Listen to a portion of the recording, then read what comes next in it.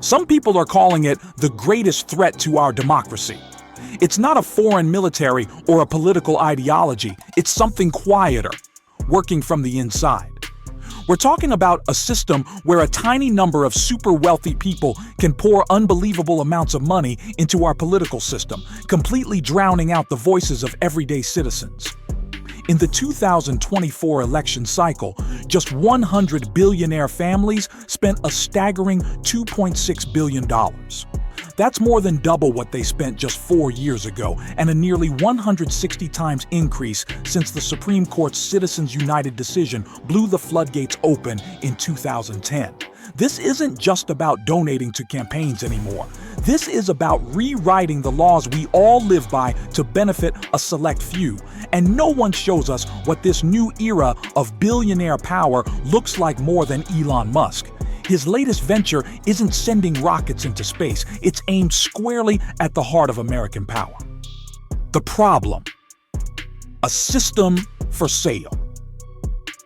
You know, for most of American history, we had at least some guardrails up. Laws passed over a century, like the Tillman Act of 1907 and the Bipartisan Campaign Reform Act of 2002, tried to put a cap on how much direct influence corporate cash could have on our elections. The idea behind it was simple. Your influence as a citizen shouldn't depend on the size of your bank account. But in 2010, the entire game changed. The Supreme Court case was Citizens United versus FEC. It didn't start with some huge scandal. It was about a conservative nonprofit that wanted to air a negative film about Hillary Clinton during the 2008 primary season, which campaign finance law at the time didn't allow. The case shot all the way up to the Supreme Court, which handed down a bombshell 5-4 decision. Corporations and unions, they said, have the same First Amendment free speech rights as people. And because of that, the government couldn't limit their independent political spending. Justice Anthony Kennedy, writing for the majority, basically argued that restricting this spending was a form of censorship. But the dissenters fired back, warning that the ruling would hand corporations a massive, unfair advantage and distort our national debate with a fire hose of money that almost no individual could ever match. That warning turned out to be spot on. The Citizens United decision, along with a follow-up case called SpeechNow.org v. FEC, gave birth to the Super PAC.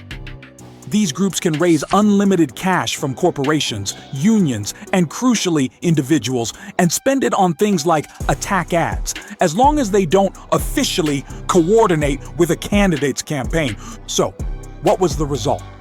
A tidal wave of money that has completely reshaped American politics. We now have a system where hedge fund billionaires and tech moguls can write 8-figure checks to push their own personal and financial agendas. And that money overwhelmingly flows in one direction. During the 2024 cycle, over 2/3 of the contributions from those billionaire families went to support Republican candidates and conservative causes. This isn't the democracy of we, the people, that we were taught about. This is the slow, methodical purchase of a government, creating a playground for the world's richest people to flex their power. The Agitator, the new playbook of power. And that brings us to Elon Musk. Once viewed as a more liberal champion of green energy, Musk's political shift has been stark and public. He's become the ultimate case study in how a single billionaire can try to rewire the entire political landscape. In the 2024 election, he became the single largest political spender, pouring over $278 million into supporting Republican candidates, with almost all of it directly backing Donald Trump's re-election bid. But his influence goes way beyond just writing checks. His control of X, formerly Twitter, gives him a personal megaphone that no political donor has ever had before. He can bypass traditional media entirely, shaping news cycles and public debate to millions of followers in an instant, amplifying his chosen candidates and attacking his opponents.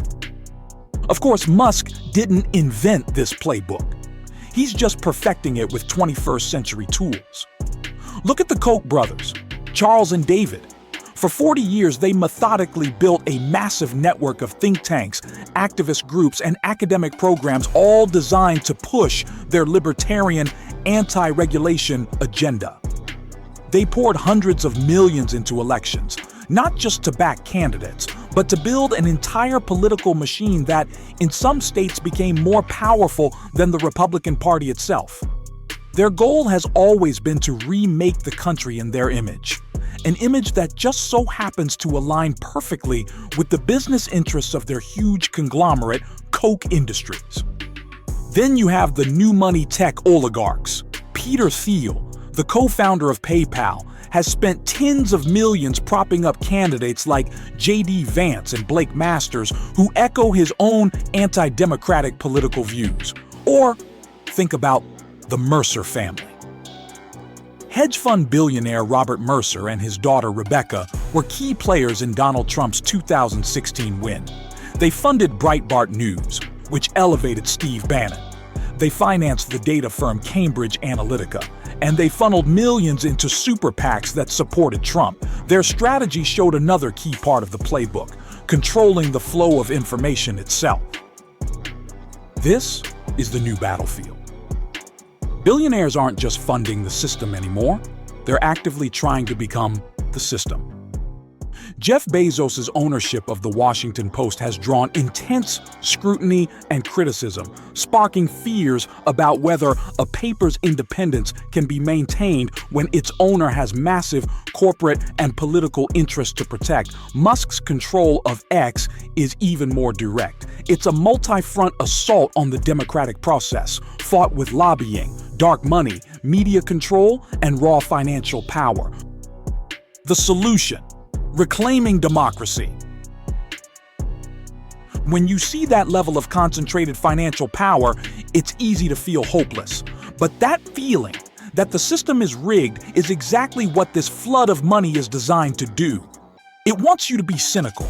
It wants you to believe that your participation just doesn't matter.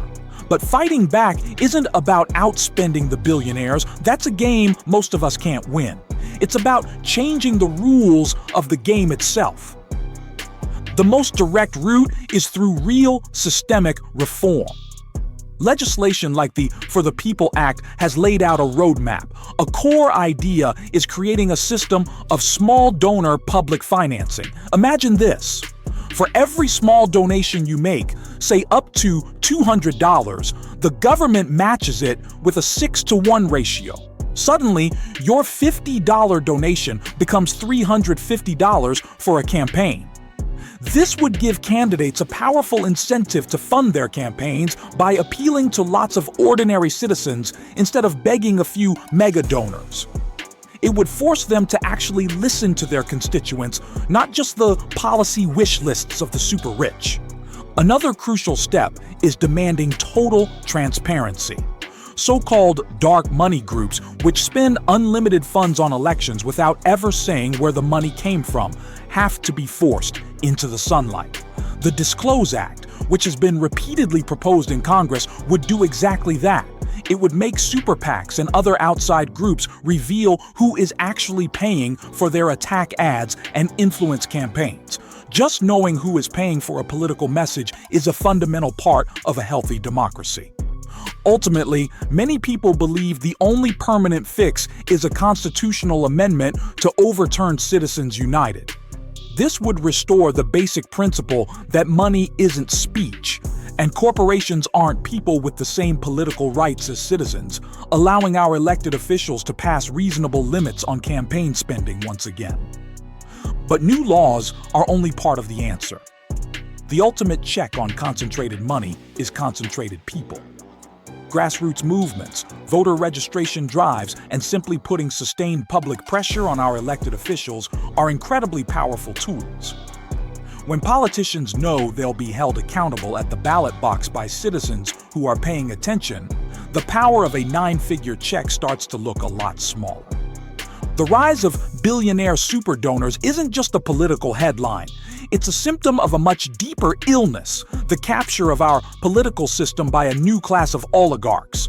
From the Koch's long-term project to reshape a political party, to the Mercer's king-making and Thiel's ideological experiments, we are seeing a conscious effort to remake America into a country run by the few for the benefit of the few. This trend warps our government, silences real debate, and destroys faith in the democratic process itself.